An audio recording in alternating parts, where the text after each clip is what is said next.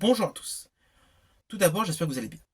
Aujourd'hui, je vais vous parler du film Hypnotique, le dernier film de Robert Rodriguez. Sans vous spoiler. Alors, Robert Rodriguez, vous le connaissez, il a une longue filmographie, Desperado avec Antonio Banderas, Une nuit en enfer avec Georges Clooney, il a co-réalisé Sin City, il a fait The Faculty, une trilogie un petit peu enfantine, Spy Kid, et là, il s'est attaqué donc au thriller. Thriller psychologique, voire surnaturel. Pour son film, il a pris en premier rôle Ben Affleck. Ben Affleck, vous vous rappelez Will Hunting, Pearl Harbor, voilà. Une large filmographie. Personnellement, je l'ai préféré dans Argo et The Town. Donc Ben Affleck a le rôle d'un policier meurtri depuis la disparition de sa fille, forcément qui enquête sur la disparition de sa fille. Il va avoir des psychologues, et évidemment, il enquête sur une série de braquages étranges. Série de braquages initiée dès le début du film par William Fichtner. Alors, la petite histoire, c'est que William Fichtner avait partagé l'affiche avec Ben Affleck du film Armageddon de 1998.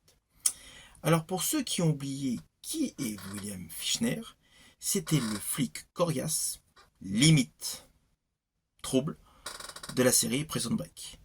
Et gueule du cinéma pour les seconds couteaux dans beaucoup de films. Alors, revenons sur Hypnotique.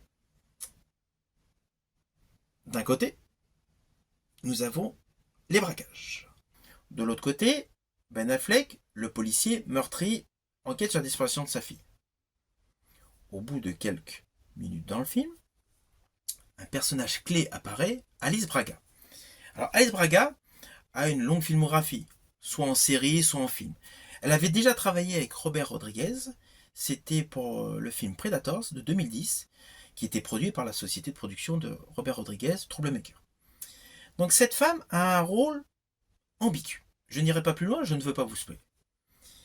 Au fur et à mesure voilà, que le film avance, il y a une trame avec des retournements de situation cohérents et surtout, comment dire, l'image est de qualité, le son, la musique, tout est adapté. Le film est totalement cohérent. Alors, surtout ce qu'il ne faut pas faire, comme l'ont malheureusement fait certains, à cause de l'affiche avec des petits dominos, beaucoup de gens l'ont comparé au film Inception. En fait, non. Ça n'a aucun rapport. Mais vraiment aucun rapport. Par contre, si on recherche dans le passé pour rechercher donc une similitude, on peut retrouver la saga initiée par David Cronenberg, Scanner. Là, le thème de base de Scanner a largement inspiré le thème de base d'Hypnotique. Et je pense notamment à l'opus 2 et l'opus 3 réalisés par Christian Duguay. Qui là, pour les amoureux du cinéma, vous parleront beaucoup. Au final, c'est un film très surprenant, plus pour les amoureux du détail, car on l'apprécie beaucoup plus en l'observant une deuxième fois, et c'est un film qui peut essentiellement vous faire, penser différemment.